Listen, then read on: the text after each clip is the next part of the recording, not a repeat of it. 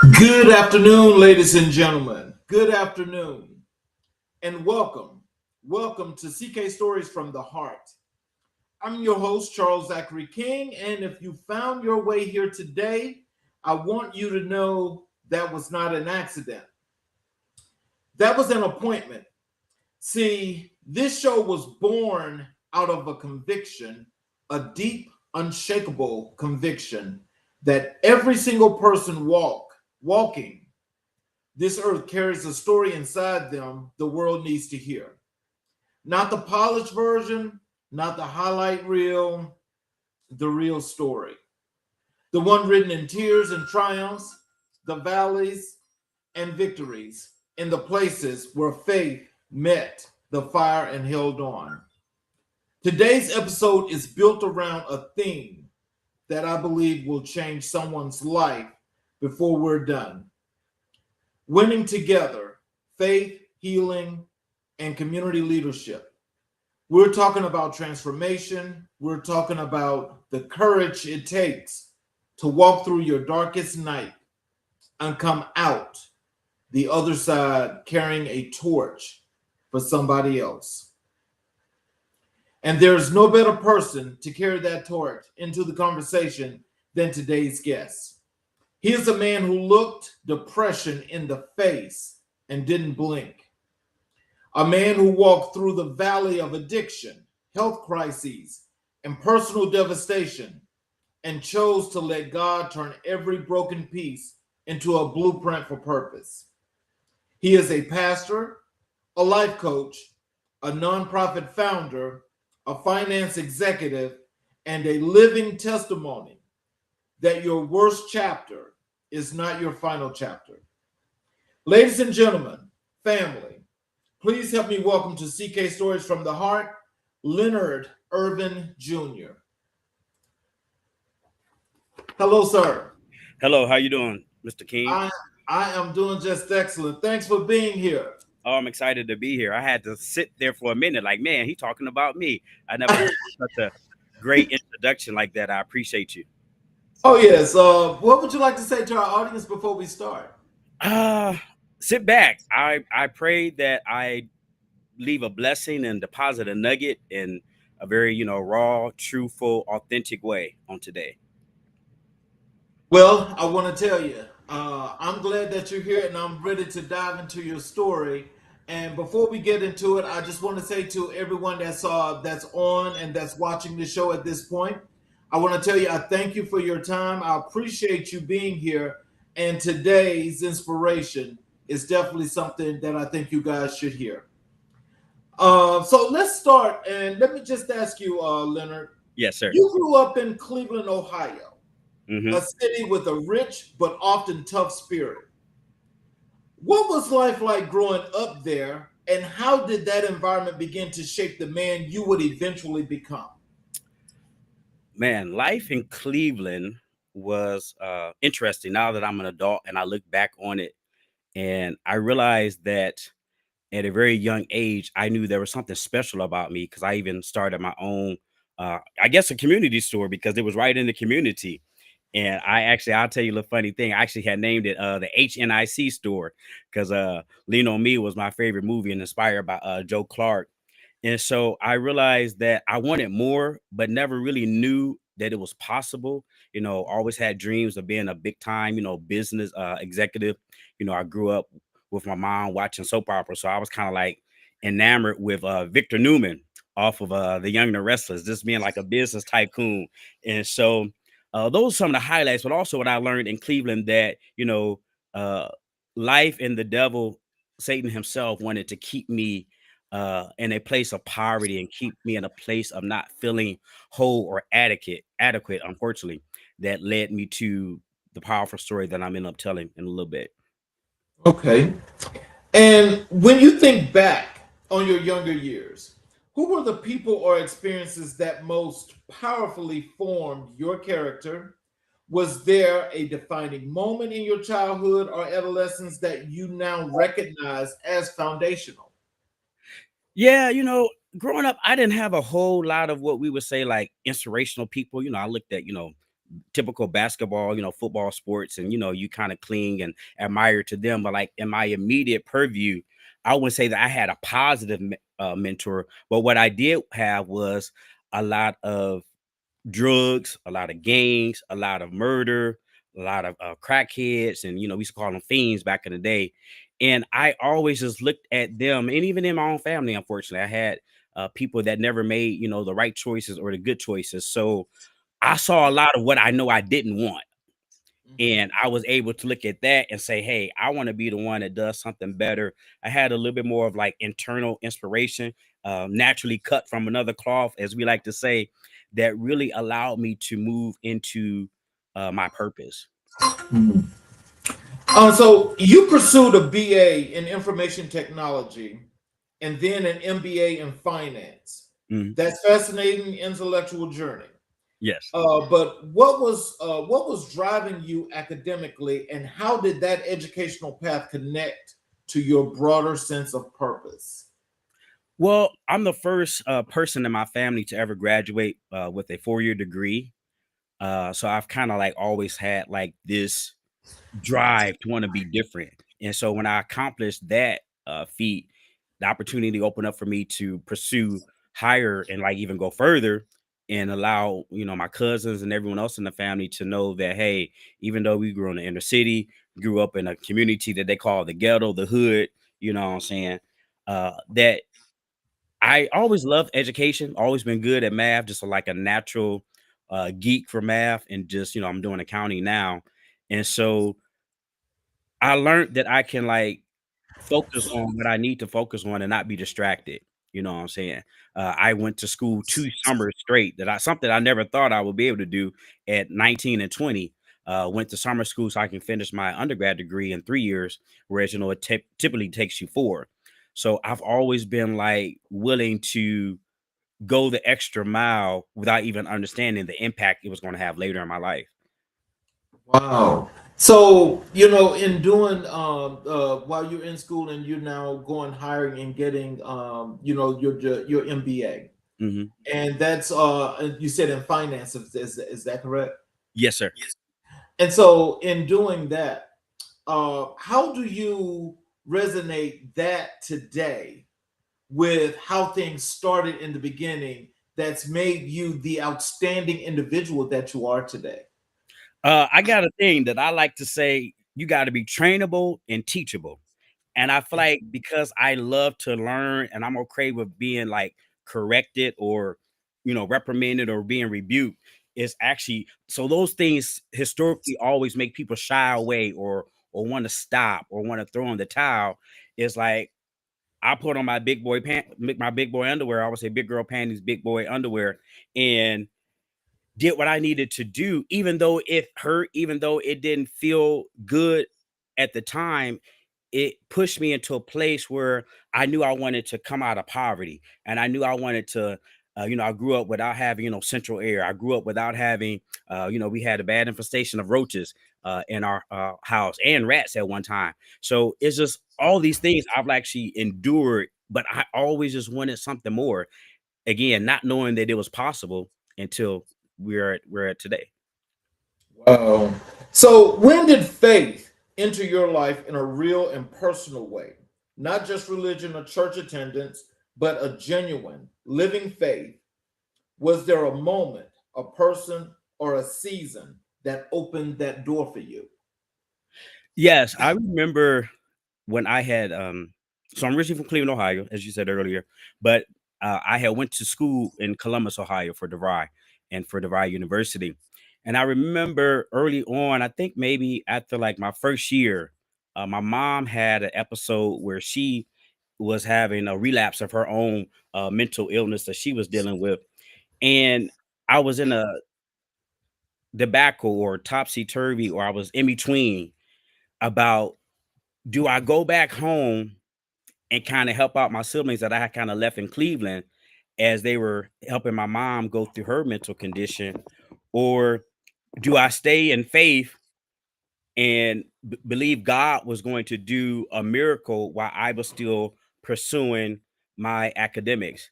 and I chose the higher road. And that's when I really was like activated in faith at that time, believing that God can do the impossible without me actually being in the vicinity of the situation. Wow. So, so to say, as we get through to this point, Mhm. can you tell us what what is your motivation? What is it that makes Leonard do the things that he does? I had to find something deep within me to make me believe for more than just the crumbs. I was doing all the academics. I had went and got the two, degrees, but it was still something more that had not been unearthed in me, that I was still seeking something. It's like I always felt like I was seeking an answer. I was seeking more about the dreams and about the passion, about the things that was even on my heart. So, me being able to accept that I wasn't everything that I knew that I could be is what really led me into depression. Wow. Let's take a transition over to the dark valley. Yes, sir. Um, so there came a season when things began to unravel. Yes. Can you take us back to when you first started to feel the ground shifting beneath you, and what did that early unraveling look like from the inside? Well, unfortunately, it took me 10 years to realize that the ground had sunken in. Life was life. And then I remember at the age of 30, hanging around and hanging out with people that, that didn't have the best interest for me. And I succumbed to, peer pressure. And I realized out of that peer pressure that I actually had low self esteem because I was trying to identify with labels from the world and from um, low self esteem mindset, lack of identity that we would ascribe to ourselves. So I have spent 10 years just circling around in the wilderness, out in the streets, living in the world, partaking in activities and habits that was not ordained or um, God given that He would want me to participate in.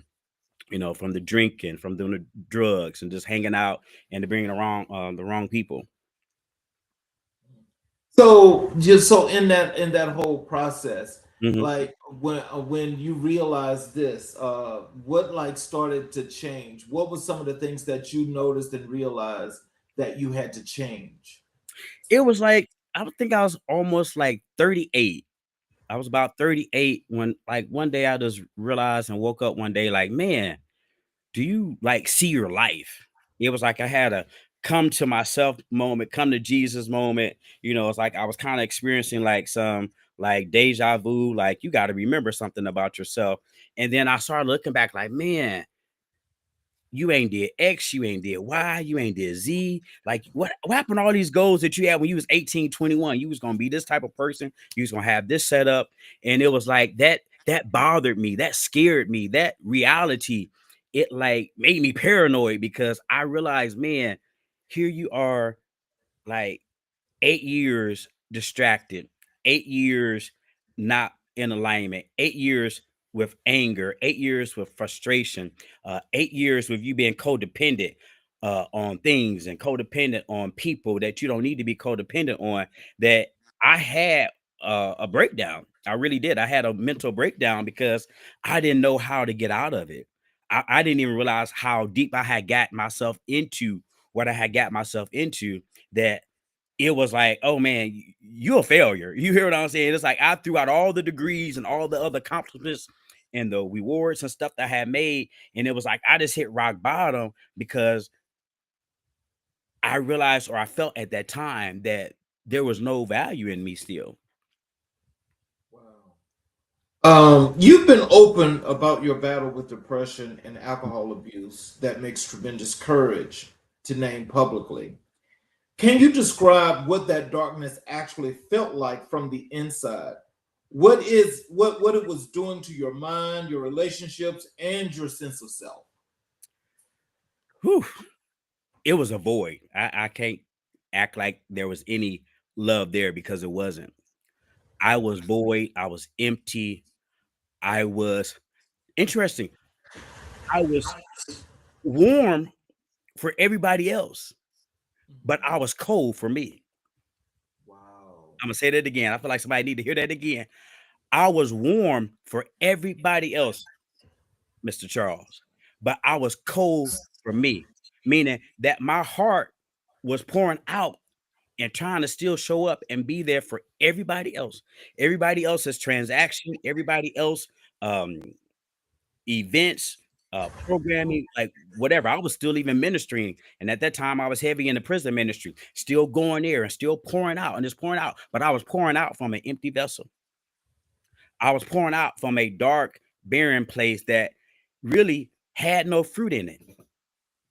and that made me feel even worse about who I was and about who I had become. That the depression had got so bad that I was now in a place like, okay, do I really feel like I can handle this deck of cards that I have? Or man, you just go ahead on and give it up. You know what I'm saying? The devil was talking to me like you this and you that, you a failure, like you're a dirty black man, you a poor black, all those criticisms that we accept. Wow. Yeah. All those criticisms that we accept in the society, they were feeding my mind. They were feeding my false self. They was feeding that identity that I never ever allowed Mhm. pure unconditional love to flow into me. So I was like holding a reservoir in me that was full of just dirty water, full of just spoilage and just full of just bacteria and waste. Thank you, Holy Spirit. Waste that did not need to just be settled in me. It was so much decay in me that I did not even want to live anymore. I Wow. wanted to end it all. I want that pain went through my body so thick and so heavy, and it was raging in my heart. I had a broken heart about myself, and Wow. did not even know how to get the courage, who to turn to, because I had so much shame at this particular point. I've done all that I knew to do, and I had created this false identity for everybody else. Yeah, Man. everybody just looked at me like, "Oh, Linda, you the strong one. Oh, Lynn, you the strong one. You can take this, you take that, you can do all that." But it was an image that was never really my roots, Wow. because it was an image that was good for somebody, and because it was an image that I did not have the roots for, the Right. system had to collapse. So when I was there contemplating suicide, that's when the system had collapsed. Ooh, I tell you, you know something. It takes a strong person and a resilient person to to come through this. And I honestly, and as I hear you speak about that, you can see. I don't know what things were looking like before, Yes, sir. but I see that spirited light, that shines brightly. Thank And you. so, if you can tell some about people in our audience, because I'm sure that maybe there's somebody else that's probably going through that same thing. Mhm. How do they get through this kind of pain, this kind of situation? What would you think that they should do to first start to think about these things? I think for me, my biggest thing was pride. Pride. And pride is when we keep the sunglasses on, even though we know ain't no sunshine outside. Pride is when you have created this illusion and this story that you keep feeding yourself that has no truth or merit to it. And when you can acknowledge that, because a lot of people get stuck there, Charles, they get stuck at the place where they don't even see that pride has come into them. So that's why you can keep talking to a person 1,020 times over and over, and they never see it. They never get it because they can't admit that they got pride. And pride is just about you don't have the strength to acknowledge the truth. And sometimes that truth gotta cut you. Sometimes that truth feel like it's embarrassing you. Sometimes that truth, I like this word, it'll expose you. Yeah, yeah. It expose you to you in the way that you really are, so that you don't feel like you showing up like this, but no, you showing up fragile. You showing up like fearful, you showing up paranoid, you showing up guarded. You know what I'm saying? That you really can't let what you are be in full development. So you got to first ask yourself, hey, do I got pride in me? And then the second thing I would say you got to do, if you really want to be about transformation and you really want to take what you have endured, what you have suffered, voluntarily or involuntarily, you got to be at peace with that is what your truth is.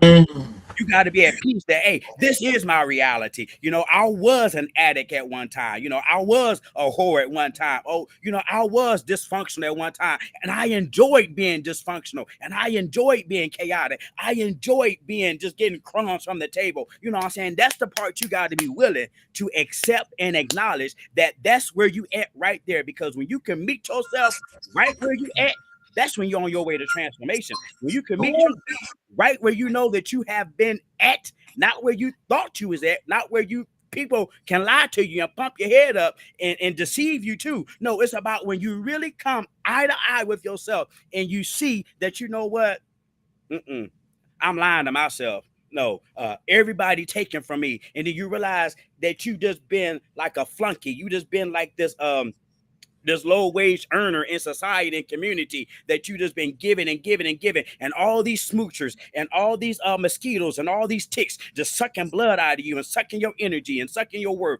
and sucking your value out of it. But because you love people pleasing and because you need people to pat you on the back, knowing when you ain't living in your best place, you'll never get there.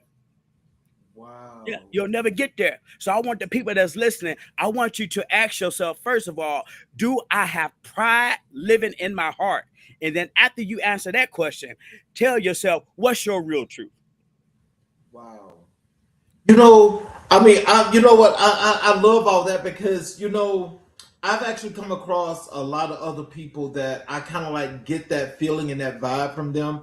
That it's like, it's like all of a sudden they're becoming empty. And it's kind of like they're like just in the world. Mm-hmm. They're not a part of it, they're just in it. And so when I think about that, as you was just mentioning that, because that means that you got to love yourself. Mm-hmm. Tell them, how do they get to love themselves? It's a process. The world teaches us, and this is the part I had to learn because I've been on this healing journey consistently now for 6 years. And it has taken me places, acknowledgement, growth that I never even knew that it was possible. But the main ingredient, and this what they don't teach us through K through 12, you see. And what they don't teach you, and a lot of homes ain't teaching it either, is that you gotta carry unconditional love. Not for nobody else, but for the one that you know is you. Yeah. It gotta be an internal thing. So that way, so as above, it is below. So that way, when you carry unconditional love, anybody else that you come in contact with, that you interact with, that you are being introduced to, you realize that I'm here not judging myself. And that's what we do. I was heavy in condemnation about myself.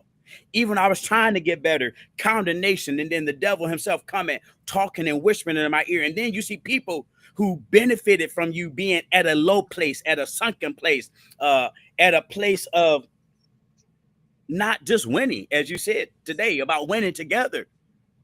There are people that actually support you losing because it benefits from them that you never become anything greater than them. Mm-hmm. Yeah, that's why addicts love hanging out with addicts. That's why alcoholics love hanging out with alcoholics, because we get to all keep being infested with each other and making each other feel comfortable and accepted in our own little group, our own little clique. And the minute you stop showing up at the meeting, the minute you stop going up to the trap house, the minute you stop calling the plug, everybody like, oh, well, what you doing? You'll be back. You'll be back at the bar. Also, I'll see you next week at the stool. Yeah, and then you'll find out that people never really had love for you. That's what they had. They was infatuated with your disability. Oof. I just said something. My God, the Lord is here now. Yes, you got to realize there are people that is infatuated with your disability. So there is no genuine care from them. There is no genuine love from them. And that's what I had. I had people that had been strategically placed around me that benefited from my disability, benefited that I had a mental handicap, that I had a social justice handicap, I had a financial handicap, I had a self-awareness and self-love handicap. But when I saw the light, I gotta stop. Look, I gotta tell you, see that right there, that's putting it right there to the point, and I Yes, think that's something that everybody needs to understand. Oh my God, I'm so happy that you're here and you're telling this is because I know that there are a lot of people in our communities that are suffering in the same way, but don't know how to get out of it, don't know where to go to get some help. They just don't know what to do, and I'm glad that you're telling us this story today. yes, sir. I'm glad to be here too. You also experienced significant health declines during this period. Yes, How sir. did the physical deterioration compound what you were already experiencing emotionally and spiritually? How close did things get? Oh, I was like, I had got very heavy. I was typically like, around, 33, 40 waist. And then I had got up to like a 42 and was just like big and just, spread. And, cholesterol was crazy. Blood pressure was crazy. Inflammation in my body was crazy. And I just did not like the way I was looking, you know, didn't have a whole lot of energy to be productive for myself. I was just running, trying to, fulfill the lust of the eyes, fulfill the lust of the flesh, and not really making my health a priority. That they were trying to put me on some other medication for my heart because my blood pressure wasn't getting regulated. Wanted to put me on something for my cholesterol, and then I started having back problems on top of that because I wasn't exercising, I wasn't walking, and I remember being just miserable. I just remember being miserable. It's like there was another layer of suffering that added to the disability, you know what I'm saying? The disability or the circumstances of me not knowing my self worth or my true identity, that now I got pain. I'm going back and forth to the doctor and paying, and now I'm increasing medical expenses that I couldn't afford at the time. So it was another layer of suffering that I had to endure as I was going through this situation. Um, in your lowest moment, the absolute bottom, Hmm. what kept you from giving up entirely? Was there a voice, a memory, a flicker of something that refused to let you go? What was it? It was during the pandemic, because even after I had been uh had did some time even into a rehab kind of mental health program, I still didn't stop then. It's funny how we'll have a crisis and you'll think that that crisis will be enough to kind of like make you do a turning point, or do, as we say, a 180, not a 360, but even do a 180. After I had that experience, it still took me like another year, but I was still fighting. I was still fighting. I was as I was one of those preaching drunks. You hear what I'm saying? That when I was drunk, I would still say, Lord, help me. Like, Lord, just take this taste away. Just saying it by faith, not knowing that, oh, one day this is really could be a possibility. So if you can ever just say something, say life while you're dealing with what you're dealing with, even if you don't even know how it's going to happen, I promise you, you're planting a seed in your future. But I remember it was during the pandemic. And I sat there and just looking back, like, man, uh you got a counselor now. You had said you was gonna stop drinking. You went through this program and they had kind of worked with you. And it was like I felt and saw myself going right back to where I was before I had started the treatment program. And I finally surrendered. That's what I surrendered to my God. I surrendered to the Holy Spirit. I surrendered to the person of Jesus Christ. And I remember I got down on my knees. I got down on my knees and I told God, I said, God, I don't know how you're going to make this right. I told God, I don't know how you're going to heal me. God, I said, God, I don't know how You're going to help me. Everything is against me. Life, society, my skin color, everything is against me. But I just cried out to the Lord that night. And I asked him if he just would help me not to take my life that night. If he would just help me to keep holding on to something bigger, something gooder can come. And that night, the Lord visited me in a dream in a powerful way because I had cried out of everything that I had lost, everything that I thought I wanted. I was willing to let it all go if I just allowed my heart to open up and allow Christ to come in more and do what he said he would do. What did he say he would do? He said, I will finish the work that I started in you. It was a good scripture. I always liked it, but I ever knew that it could come alive. I never knew that that scripture can get some bones on it and get some breath on it and get some tendons and some ligaments and get some flesh and some blood flowing through it. But it did. And so that was my turning point. When I surrendered it all and I took the mask off my face, my father's children, you got to be willing to take the mask off. When you have your private moment time with God, that's where you can be who you really are, unashamed, unapologetically, that you can give your raw, true, authentic self, because that's the person, the real you is waiting to meet. Wow. Oh, that was full. Mm. Let's let's go to the turning point. All right. Let's go to the turning point. Every great transformation has a turning point, a moment or a season where the trajectory shifts. What was that for you? Was it sudden, like a lightning bolt, or a gradual, like a slow dawn breaking? What was it? It was that dream. So after I had that encounter where I had laid down everything and I went to sleep that night, and in the dream, I was like in a emergency room. It was like powerful 3D. And in that dream, there was doctors and nurses that was looking over me. And then when I had looked to the right, I saw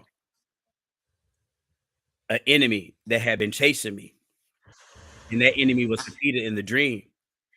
And then when I looked to the left, I saw a whole new image of myself that I had never ever saw before. And in that dream, the Lord had visited me and healed me and delivered me because I surrendered and cried out fervently. Yeah. It says the effectual, fervent prayer of the righteous. See, it wasn't about that I was still dirty and still need to be cleaned up.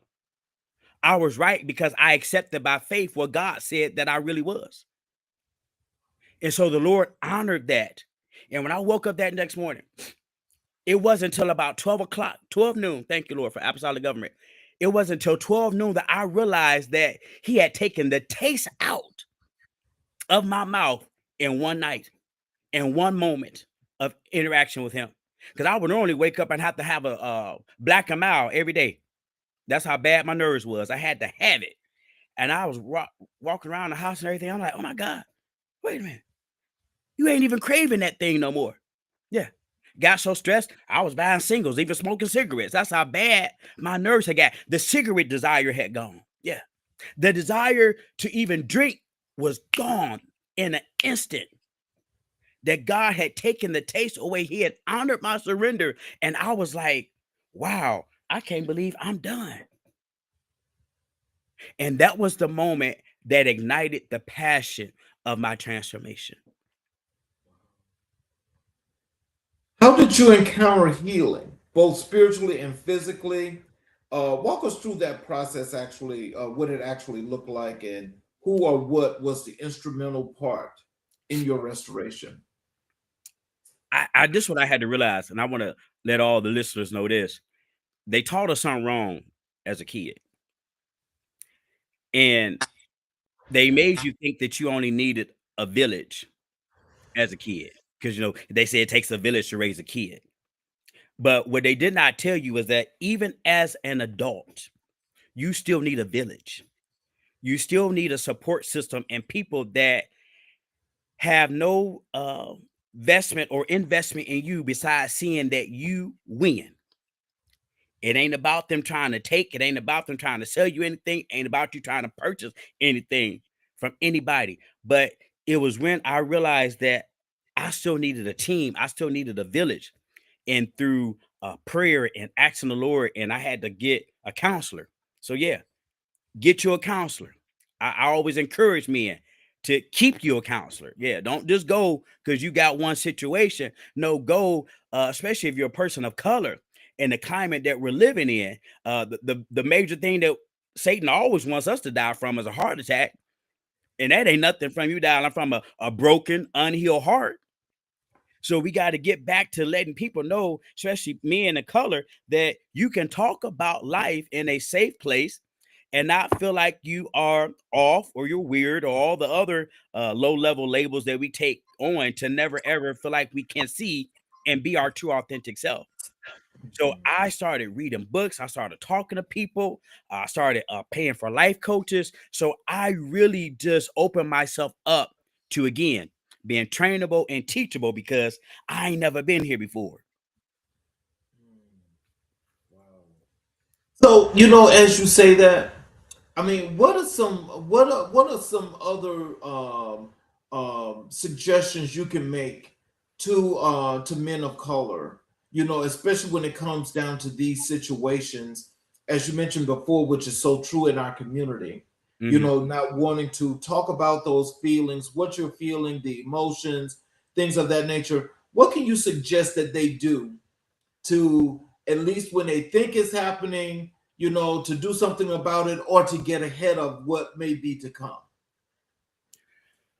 I think, especially with the climate we got going on and a lot of things you're seeing constantly about how we are being abused on the streets, by law enforcement or different agencies, and how um, it always seems like every year we're fighting the same fight for rights and liberties. That I feel like when you go within, and that's the part the world, the matrix doesn't want you to know, is that you got to learn how to silence that noise.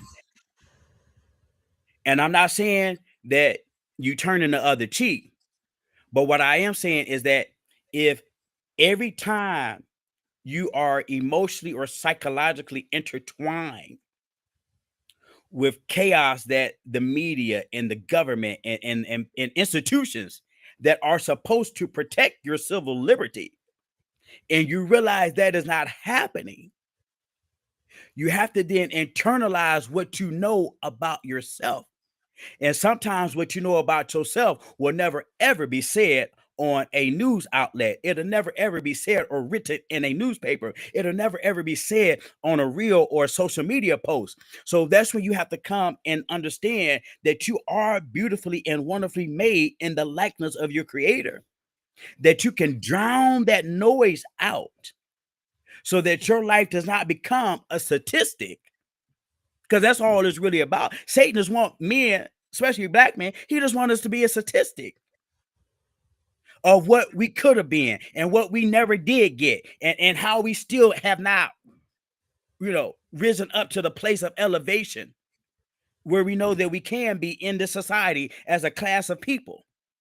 So you got to be willing and you got to be bigger than the hype that you're being told, and realize that, oh, what they're saying on that TV screen, what they're putting in the paper is nothing but propaganda. And you got to stop drinking the Kool-Aid. But it takes courage to do that. See, it takes courage to not become infused with what the world is telling you on a city, state, or even a national level, because it's going around everywhere.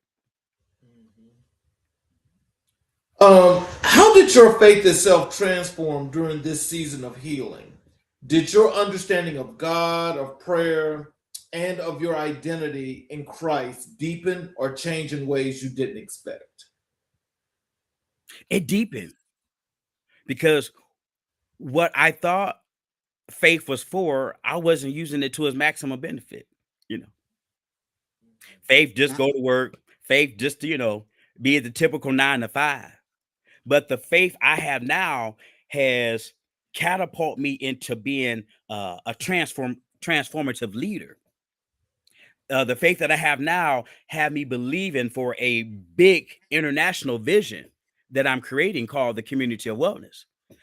The faith that I have now understands that, oh, I walk in power, I walk in authority, I walk in being able to relate to everybody.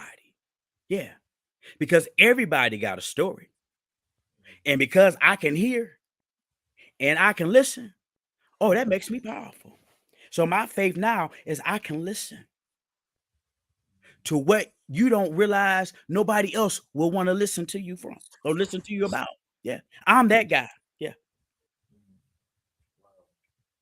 Um, what did it feel like emotionally, spiritually, and physically to step out on the other side and finally walk in wholeness? Is there a word or an image that captures that moment for you? Yeah.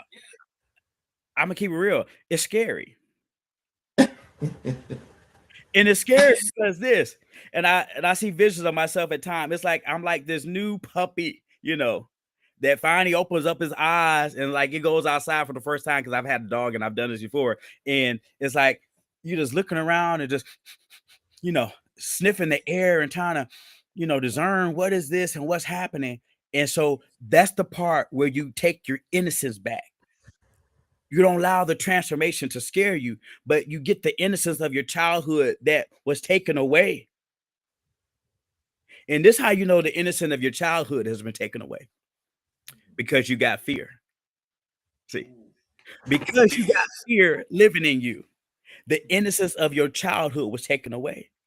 And so, because that innocence was taken away, now you're scareful. Now you're fearful. Now you timid. Now you shy. Yeah.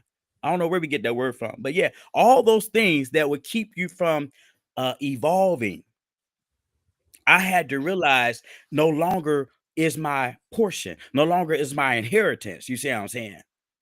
So because I got unconditional love, I'm okay with taking that little first step with it feeling like unknown. You see, when you moving in faith, and that's what we understand about faith. Faith is gonna be a little scary because you ain't never done it before. Only way you remove and actually you always gonna feel a little tipply, a little wibbly, or a little wobbly when you do anything new that you've not done. That's what they don't teach you either. So Right. it's always a constant reminder that hey, I'm doing this out of my true self, out of my unconditional love. So whatever, look, just like even before I came on here today, I had to get my inner strength because this is part of my experience for me and letting me know, hey, your story belongs to be told to somebody. Yep. And I had to silence that little nervousness, that wanted to come up and say, hey, we doing this today. This is our inheritance. Yes, sir. Let's talk about a little bit about your calling and your leadership. Yes. Um, you're now an ordained pastor. Yes. How did you step into that calling? Was pastoral ministry something you always sensed, or did it emerge directly from your journey through the valley? Oh no, I not want to be a pastor. I am not one of them guys. No, I was not trying to be a pastor. I wasn't trying to do any of that. I had seen what my pastor, my bishop had went through, and I had no desire whatsoever to be a pastor. But it was out of my love for myself that I realized that if I'm going to thrive and come out of just being a survivor. Because a lot of times we just want to stay in survival mode. Right. Never want to uh transpose that survivor into something greater. You see what I'm saying? And I want it to be more than just purpose. Because that's, we can all find purpose from what we did. But no, I wanted to create something that will allow other people to benefit from my experience that I've had uh, on a personal level of self discovery and self love, and also on a spiritual level of knowing Christ deeper than just the church and deeper than just organized religion. because I had already did that, and that didn't get me nowhere. You hear what I'm saying? It was in the church that I was doing what I was doing. You see what I'm saying? It was in the church that I failed. You see, it was in the church that I backslid. You see what I'm saying? And why was that? Because it wasn't giving me all of what I knew that I was. You see? Yeah. I had a mind, I had a heart, I had a purpose, I had goals, I had wisdom, I had intellect. You see what I'm saying? I had something that somebody else was waiting on, and I didn't even know. Wow. Yeah. So that's why I do what I do. And that's why I'm adamant about it, because I realize that my goal, my purpose, my ability to carry the torch is so that other people can see, hey, you got a torch too. We ain't no gatekeeper here. No, I'm trying to get other people that have let the torch been blown out, blew out, ain't got no more oil in the lampstand, to tell you, hey, I know that's what they told you. And I know that's what you bought into. And I know that's what you believe. But there is a man walking the earth named Leonard Milton Irvin Jr. that has been at rock bottom and ain't had nobody. But because I found enough strength to call on something higher than I myself, I can now tell you that you can create a legacy.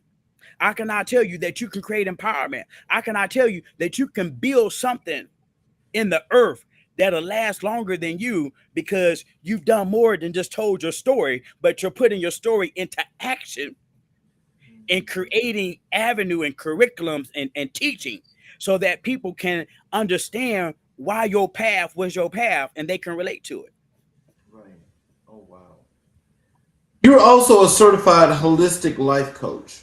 Yes. What drew you to the holistic approach specifically, that mind body spirit integration, rather than a more traditional counseling or ministry model?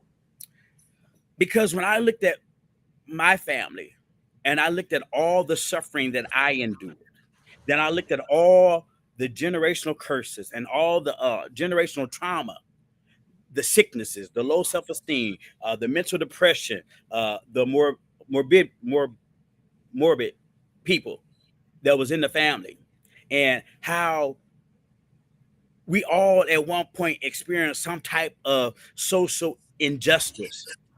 And I'm just looking in my family. I ain't even looking across the street, nobody else's backyard. I'm just looking and being honest with what I had surveyed in my own family, with my own mother and my own father, with my own siblings, with my own aunts and uncles and cousins, everybody that be at the family reunion, you see. And I realized that, man, we've been suffering without even knowing we're suffering. For And the I looked and saw, longest. yeah, and I looked and saw, where was we suffering at? Oh, holistically. We never knew that there was 5 pillars of our life that embodies or encompasses you having a fulfilled life.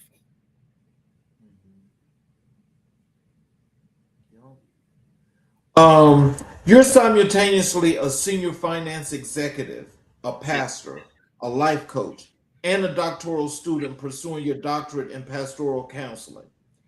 How do you hold all of that together without losing yourself? And what does your daily rhythm look like? It has been one thing I had to learn, is that when you're coming out of toxicity and you're coming out of whatever you're coming out, and you really have a spiritual awakening, that you're trying to get yourself, you're the caterpillar. You go through your season of being a caterpillar. You're starting to wake up and move like in the green, the right way. And then there's a season where you got to go into the cocoon stage. And that's the stage where you got to really balance out everything now. That's why you got to bring everything now in harmony. And now you got to realize, hey, now I got to function in this new healed mind, this new healed heart, this new healed purpose. And you got to be willing to do it in a way that does not overwhelm the system. Because, see, you don't realize that they give us these computers and these phones and everything, but you're a whole system yourself too. That's how big and how powerful we are. That, yes, we're a system within a system. And I had to allow myself to pace that and not rush it. I feel like I came here to learn patience, because it has truly had a work in me that I can tell you now what you need to know. Yeah, you can't allow yourself to be rushed in it. And you may feel like you're not getting anywhere, but you got to tell yourself every day, I love you anyway. Yeah. You got to tell yourself, hey, uh, it's okay to take a break. It's okay to rest. And I think a lot of times because we're so trained to keep working, and when you're finally walking in purpose and walking in alignment and walking in identity, you realize, hey, there is no rush.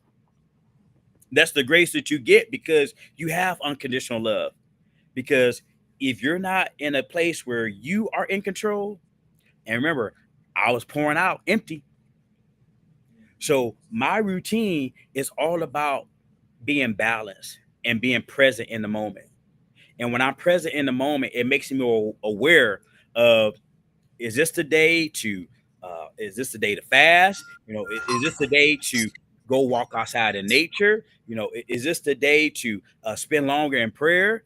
And filling out and allowing yourself to figure out what's your routine. Because I found this out. You can get bored doing it the same way at the same time for All the years. time. Yeah. So I've learned to be versatile with myself and adaptable, that I ain't so structured that, I used to have a thing where it's like always at 5 a.m. it was prayer. And then 6, I was going to the gym. And then by 7, it was like, hey, I got to switch this up. You know what I'm saying? Go to the gym first and then come back to prayer. But again, you got to come out of that spirit of religion, because that spirit of religion, I always want to feel like you got to have a certain format that mirrors what everybody else is doing, instead of learning how to trust your inner guide, your inner voice, and say, hey, let's do something different this month. Let's do something different this quarter. You see what I'm saying? So it's about you walking in balance. If you want to process, find out what's keeping you in balance with yourself. Balance meaning that you know that you're grounded, and you are filled up, and what you're pouring out is your overflow. That's balance. Blue rewind. I'm gonna say it again. Balance, my brothers and sisters, my father's children, is when you know your cup is filled and you're pouring out from that overflow. That's how you know that you're balanced. So all the stuff that you do, and I journal too. So we do journaling, we do fasting, we do prayer, we do nature walks, we do life coaching, we do counseling, and it's all stuff I do for me. You see what I'm saying? So that way I can look like I need to be, because I ain't got nobody. When you realize you're your greatest asset, and that's a word for somebody. Somebody needs to know you are your greatest asset. ASSET. Yeah. It can't be nobody else. And that's how valuable you are. That you're the main character, you're the main player, you're the superstar in your own story. And guess what? When you realize that you got this pen, you get to write every day what your day gonna look like. What does victory look like for you today? And sometimes it's you not even getting out of bed and just saying, you know what? Today is a day of rest. Yeah, that is so true. Um, you carry the title apostle, a Yes. word that carries enormous weight in the faith community. What does that title mean to you personally, not just theologically, but in how you actually live it out every single day? That's a good question, because I never knew I was an apostle. I did. Again, I told you, I ain't want the pastor, and I surely did not want no apostle. And, uh, but again, out of self discovery and listening to God, and then God sending the right people to, send confirmation and a witness of what He wants to do in my life, I've learned that the apostleship is about you stewarding, is about stewardship. The apostleship is about how you steward the gifts and the mantle and the calling and the weight that you have been given to not just do church work, but to really advance the kingdom in the earth. Yeah. And that advancing the kingdom, and what I'm doing is from a holistic perspective. Yeah. I'm more than just religious services, because I've done that before. So I don't believe in that. I tell people all the time, I don't have a church because I'm the church. I'm coming to you as the church. But what I do have is a kingdom work. I have a kingdom assignment. So I feel like the apostleship for me and for others that will listen to this, your job is to steward the grace and the assets and the funding and the revelation that mankind and humanity need to know really about what it means to be made in the likeness and the image of your creator. Wow. Let's talk about your organization, Community of Wellness. Yes, my baby. Tell us about the founding of Community of Wellness. What was the God moment when you knew you were supposed to build this organization, and what needs were more were you responding to? What needs were you responding to with this when you built it? When I first saw the vision for community wellness, it started off with me selling some health products. Because again, my health was in turmoil.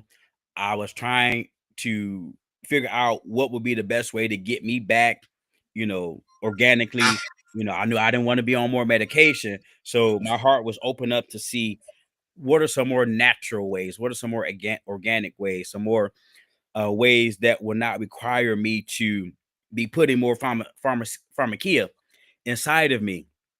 And out of selling those products, I was originally wanting to help people get better in their physical health.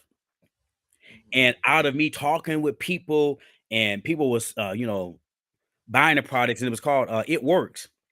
And so I thought about it. I was like, man, that's very prophetic. It works. And the name came to me, community wellness, like community wellness. It works. Like, yes, because I was seeing and feeling like it will work for me. And out of it working for me, I started selling products and talking to other women, and they was buying it, and they was appreciating what I was doing. And it's like my heart saw like down the road, and I saw a center, a campus where people can come and truly embody everything that they're supposed to have, like in one place. That we deal with your physical health and community wellness. We deal with your mental awareness. We deal with your social justice. We deal with your spiritual encounters. You see what I'm saying?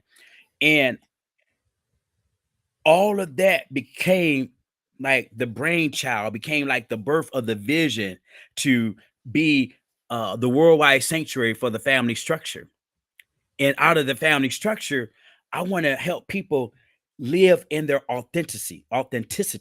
I want to help people live in a good body that is not rigged with a disease and viruses. Because when you have those things, you don't want to serve. Yeah.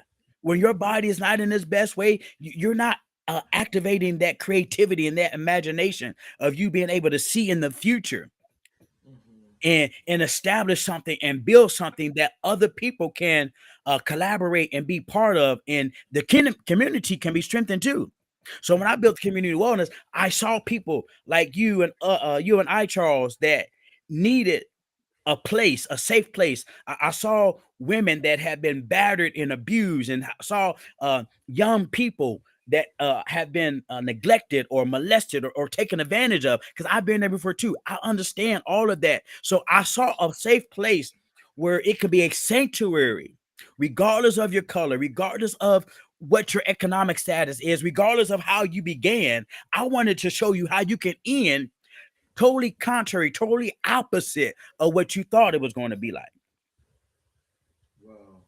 Wow. Your motto is "I win when you win. Let's win together." Yes. That phrase is so alive.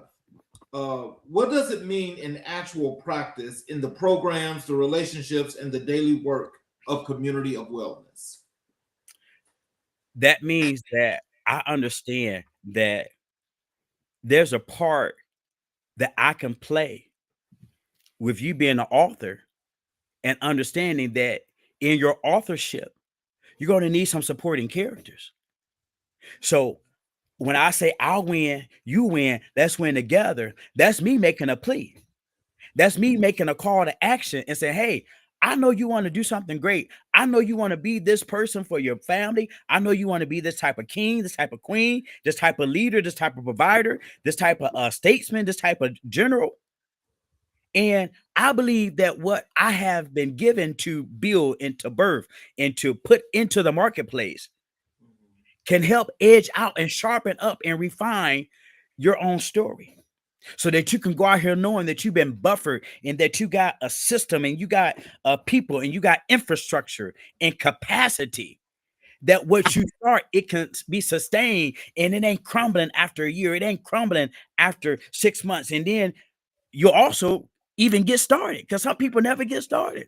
It just always stay here. So the community of wellness is here to push you and to be your right hand, to help you successfully implement holistic strategies for your life.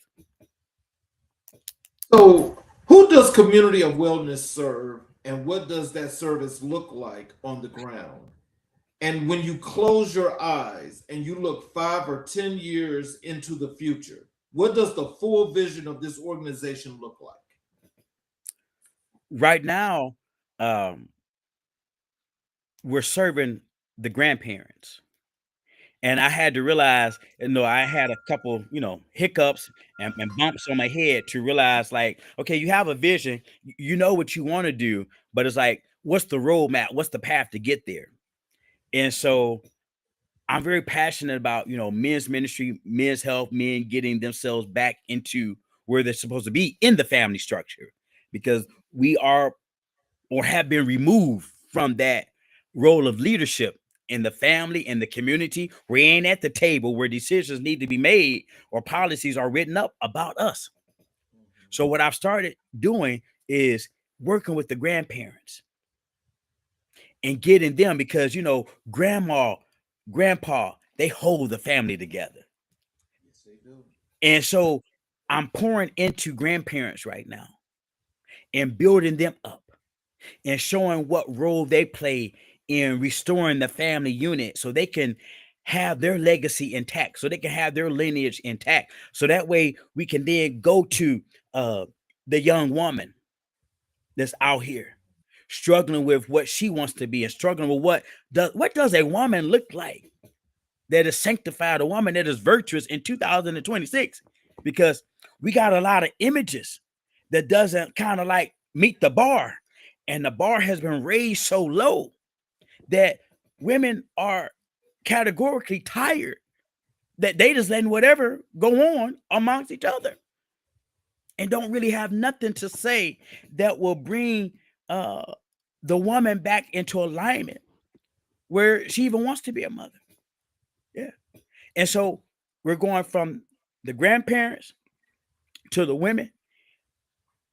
And then after that, I'm going after the men, because I'll have the infrastructure and the capacity that to be able to hold the foundation as we reel these men in, not for a church experience, but for a holistic experience, one that encompasses all of what you are, and not just telling you that you're just this and that you can't be that too. Yeah, that you can be successful in a spiritual standpoint. You can be successful as a family man and as a leadership in the marketplace, whatever it is that you want to do, so that you can be an entrepreneur, that you can be a business owner.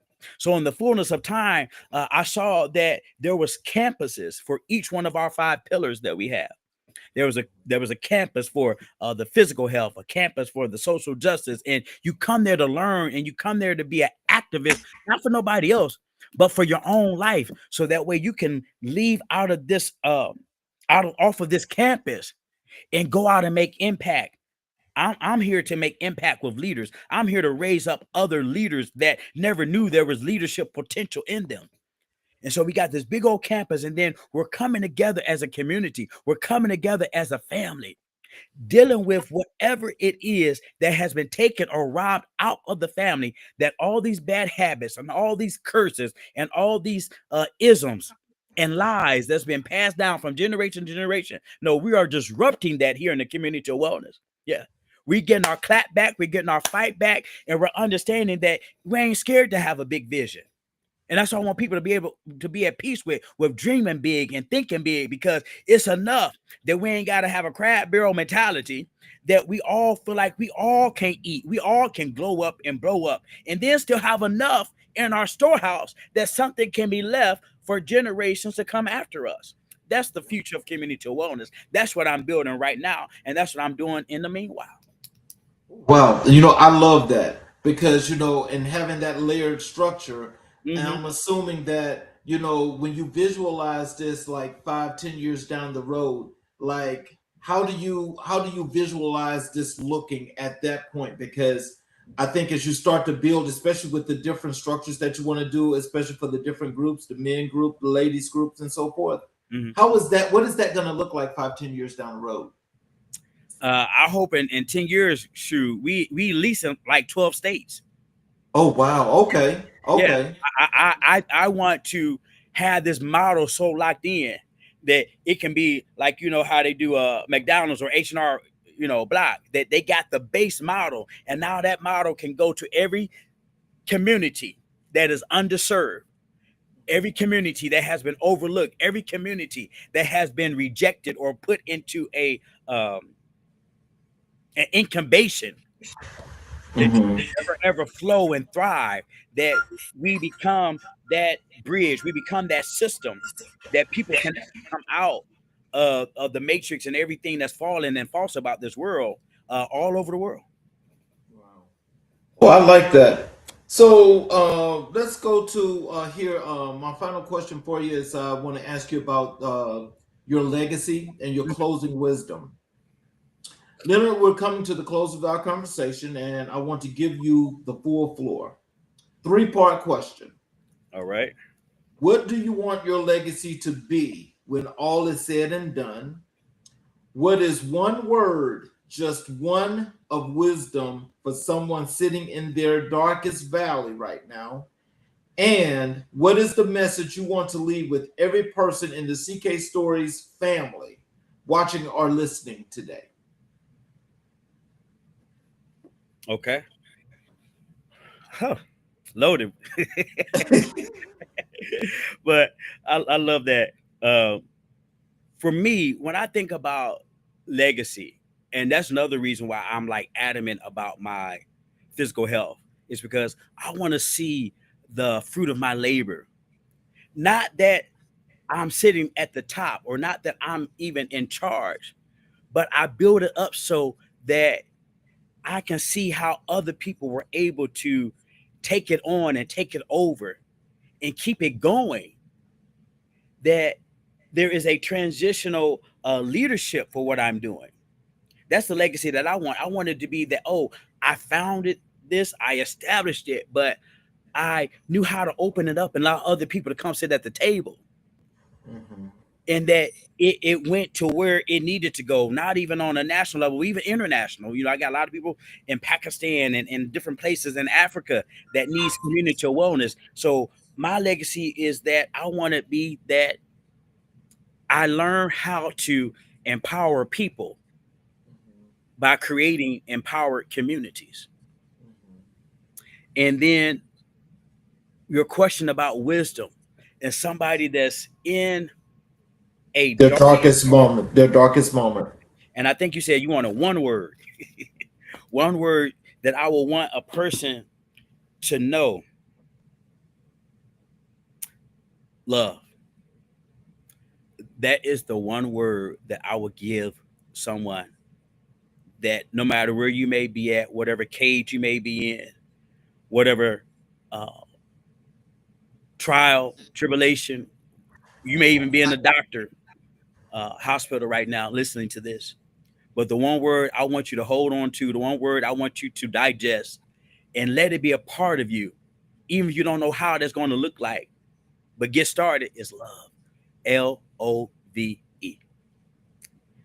And then my final message that I will want somebody to know, and I think this is the message that